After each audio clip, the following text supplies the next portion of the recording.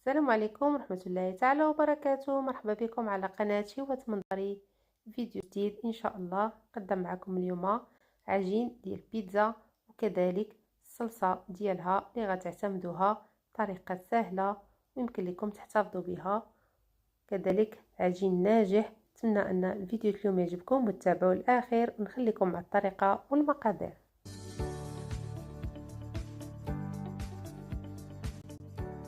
بسم الله. بالنسبه للمقادير عندي هنايا ربع كاس صغير ديال زيت الزيتون اولا زيت العود، معلقه كبيره ديال الخميره حبيبات وكذلك الملح على حسب الذوق، جوج المعالق ديال الحليب غبره اولا نيدو، كذلك جوج المعالق كبار ديال الزعتر، وعندي هنايا جوج زلافات ديال الدقيق الابيض، وغادي نضيف عليهم كذلك زلافه ديال الفينو.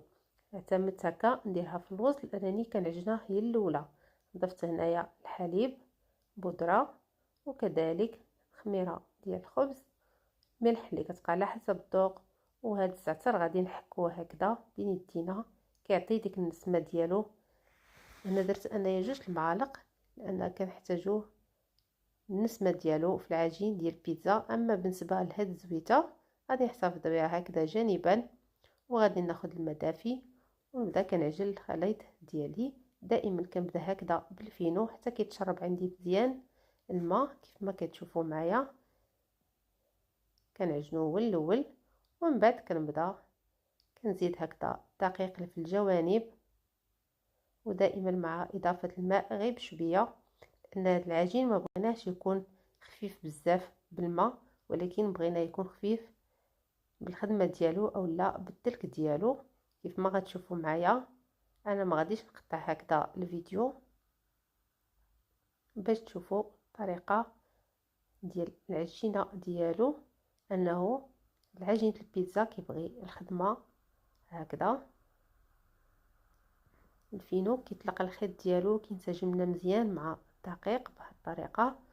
كما شفتوا معايا العجينه راها خفيفه، ولكن كنبقى ندلكها هكذا بهذه الطريقه حتى غتشرب السوائل اولا غتشرب الماء اللي ضفت ليها مزيان. يمكن لكم تعجنوها كذلك في العجانه، كيبقى لكم الاختيار.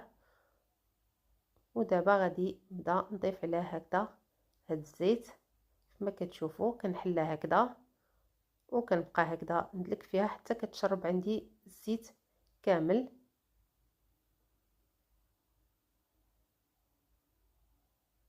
الطريقه راه واضحه مزيان هكذا كما قلت لكم. واخا طولت عليكم هنا في العجين، ولكن راه بغيت نوريكم الطريقه الصحيحه باش كندخلوا فيها هكذا الزيت. وكذلك العجين كيف خاصها تكون عندنا خفيفه ماشي بالماء ولكن بالدلك ديالها، وكذلك باضافه هذا الزيت اللي كنخليوه حتى الاخر.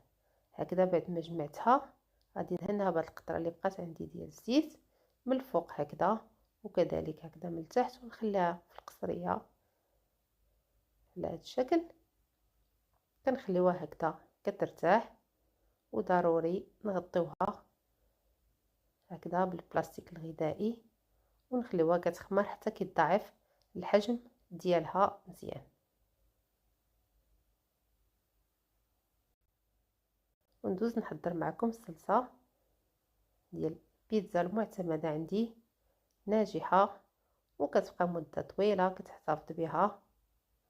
كناخذ هكذا قياس ديال مطيشه كيبقى لكم اختياري، كنقطع هكذا على 4 اولا على 2 بشكل عشوائي كيف ما شفتوا معايا. تنخليها هكذا بالزريعه ديالها وكذلك بالقشره ديالها، فقط غير كنغسلوها مزيان وكنقطعوها وكنديروها هكذا في واحد الكاسرون اللي غادي نطيبوها. وهنا عندي واحد الباربه صغيره حكيتها هكذا وضفت عليها معلقه صغيره ديال الملح.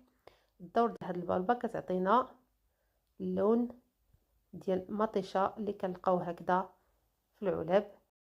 حطيتها هكذا على نار هادئه كيف ما شفتوا معايا، طلقات الماء ديالها وخليتها هكذا حتى نشفات مزيان.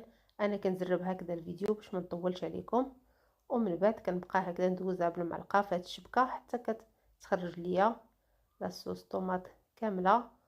وكنحيد هكذا هاد الزريعه وهاد القشره ديالها اللي طيبتها بها. بالنسبه للبالبه اللي ضفت ليها، راها ما كتعطيش المذاق ديالها نهائيا، ما تخافوش منها، فقط كتعطينا هذاك اللون الطبيعي. وهنايا ضفت معلقه هكذا ديال البصله بودره، وكذلك الثوم، شويه ديال الابزار، فلفله حمراء، وشويه ديال الهريسه. وهنا عندي الزعتر اللي دائما كيتواتى مع صلصه الطماطم. غنحكو هكذا بنديه ما كتشوفوا معايا. وغادي نضيف تقريبا واحد ربع كاس هكذا ديال زيت الزيتون، وغادي نخلط هكذا الكل، ونرجع الصلصه ديالي فوق البوطه حتى غادي تنسجم ليا العطريه. فيها هنا زدت شويه ديال الملحه، انا في الاول درت كميه قليله. هذه الصلصه هكذا كتكون واجده عندنا، كتجي رائعه وخاطره واحسن من الجاهزه. كناخذوا هكذا واحد القرعات اللي يكونوا معقمينهم، غسلناهم بالماء طايب مزيان وكذلك بالخل، نشفوهم ونوضعوا فيهم هكذا الصلصه ديالنا، وكنحتفظوا بها في الثلاجه مده طويله. صلصه رائعه وناجحه، ان شاء الله تجربوها وتعجبكم. وغادي نفرغ باقي الكميه اللي عندي دائما في قرعات هكا ديال الزاج من الاحسن، ونغطيوهم مزيان. وقبل انا غادي ندير لهم هكذا واحد القطرات من الفوق ديال الزيت البلديه باش كنحافظوا عليهم مزيان، ونزيروهم هكذا باش ما يدخلش ليهم البرد. نرجع هكا العجين ديالي اللي خليتها تقريبا واحد الساعه، كما شفتوا معايا ضاعف الحجم ديالها واختمرات. وغادي نبدا نخرج منها هكذا الهواء اللي دخل ليها، وغادي نقسمها على 4 ديال الكرات، غير باش تجيني هكذا سهله فوق الطابله ملي نسرحها. غادي نلفهم هكذا على هذا الشكل. دائما العجين ديالي كنحافظ عليه هكذا مغطي بالبلاستيك الغذائي حتى كنبغي نخدمه. شكلتهم هكذا كما قلت لكم على 4 ديال الكرات. غناخذ وحده باش غادي نبدا نخدمها، وهاد 3 نخليهم هكذا مغطيين في القصريه. خديت هنايا الفينو هو باش غادي نسرح هكذا العجين ديالي. اللي بغى يدير الدقيق الابيض يديرو، الفينو كيجي احسن. كيبقى لكم الاختيار. كرش كميه كثيره هكذا كيف ما كتشوفوا معايا من التحت ومن الفوق ديال العجين. وده ضروري وقت ما كنسرحها كنتاكد انها ما تكونش لاصقه ليا فوق الطاوله. هذا هو السمك اللي غادي نخليها فيه. ناخذ هكذا هاد الاله اللي تنتقبوا بها هكذا البيتزا او الفورشيت كيف ما بغيتو، وكنتقبها هكذا مزيان. وناخذ الدائره اللي بغيت ندير انا هنايا ميني بيتزا الحجم صغير او لا فرديين على هذا الشكل. غير كنضغط هكذا على الدائره وكنحيد، والباقي اللي بقى عندي هكا ديال العجين كنعاود نجمعو هكذا وكنحتفظ به دائما تحت البلاستيكه حتى كي ترخف، ونعاود نسرحو مره اخرى. هذا هو الشكل ديالهم هكذا، وهذا هو القياس هكذا اللي درت ديال السمك ديال البيتزات.